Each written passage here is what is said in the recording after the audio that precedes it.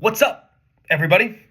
So, today I want to talk about one of my favorite stories from the Neville Goddard books. And it's really from the Bible, but it's essentially how to conquer the city of Jericho and what that means from a metaphysical standpoint.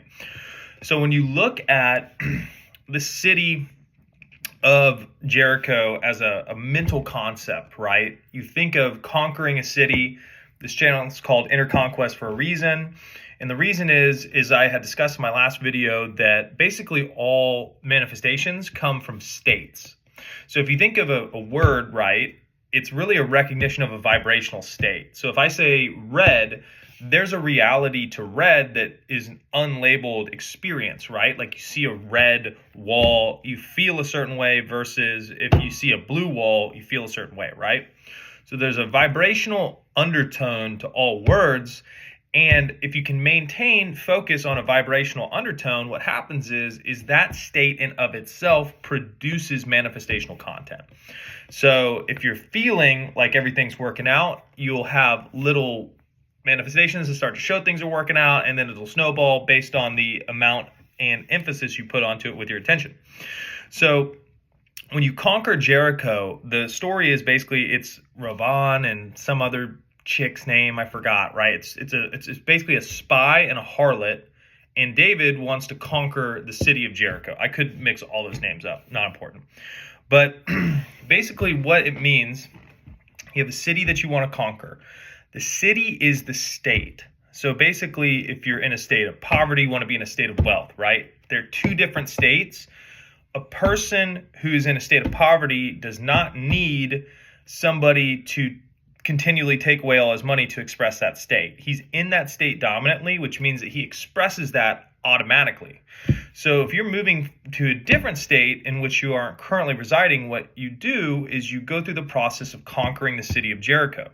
So what that means is essentially in the Bible, they say if you are able to set foot in the city center of the city of Jericho, you're able to take the whole city.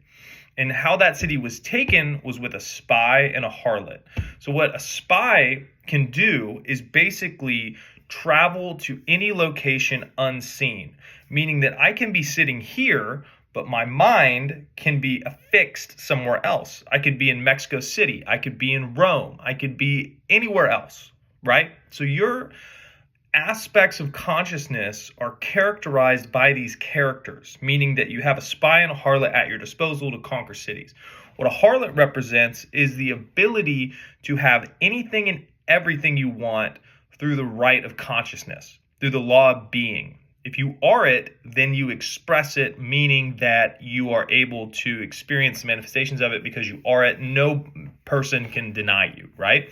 So the harlot grants to men anything that they want without question. That's an aspect of mind. Your mind can grant you anything that you want. The only person who can talk you out of it is you.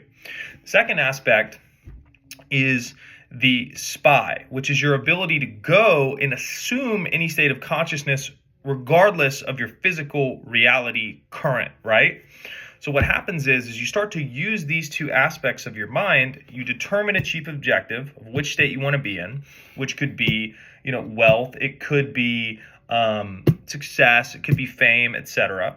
And you use your spy to go to the center of that city of Jericho, the middle of that feeling, emotional, vibrational frequency state, and you maintain there. And then you use your aspect of mind, which is the harlot, to constantly reassure yourself that what you are, you express. Meaning that when doubts and fears and things come up that say, you aren't worthy of this, you're not able to have it, look at your reality, you go, no, through law of being, I created everything around me through being a certain version of myself. This version of myself, when I sit and dwell in the end, in the wish fulfilled, it will express the same way that this reality was created around me through the state of consciousness that I was in.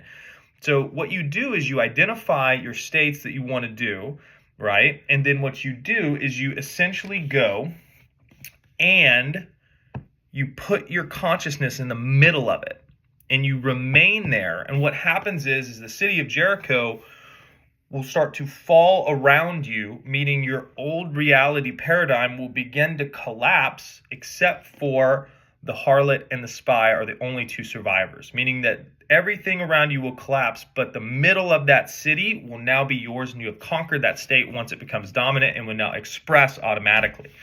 So what you want to do all the time is not necessarily look as much at the manifestational content around you, but you want to look at the state that produced it, because the state that produces it is 100% in your control and easily changeable once these two aspects of mind are disciplined, meaning that you can go into that state, you can hold the frequency, you can basically ignore all of the extrasensory thing and let it die.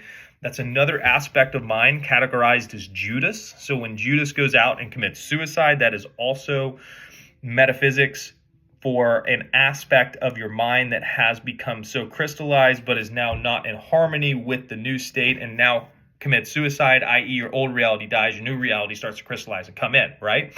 And the way that you maintain your center in the middle of a new state that you're not currently expressing is through the spy, right? And that is also tied back into faith. You have to have loyalty to an unseen reality for it to gain enough traction and momentum to essentially manifest itself in your reality. So I hope this helps, guys. One of my favorite stories. I think it's like the number one thing to really focus on. If you guys want coaching and shit, it's in the bio. Other than that, enjoy the videos, enjoy the free content, and I wish you the best of luck. Bye.